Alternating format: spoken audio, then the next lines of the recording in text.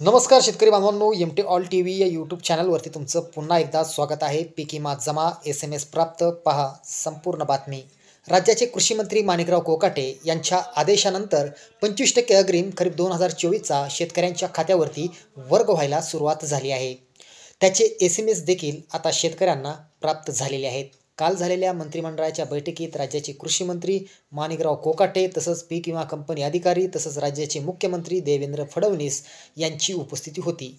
झालेल्या मंत्रिमंडळ बैठकीत सप्टेंबर व ऑक्टोबर महिन्यात झालेल्या नुकसानीचा GR नुसार 25% अग्रिम शेतकऱ्यांच्या खात्यावर वर्ग करण्याचे आदेश त्यावेळीचे कृषी मंत्री धनंजय मुंडे यांनी दिले होते.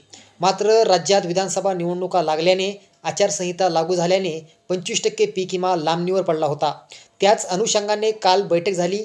त्याच बैठकीत कृषी मंत्री माणिकराव कोकाटे यांनी 6 जानेवारीपर्यंत सर्व शेतकऱ्यांच्या खात्यावर 25% अग्रिम जमा करण्याचे आदेश दिलेले आहेत. त्यामुळे राज्यातील शेतकऱ्यांना मोठा दिलासा मिळाला आहे.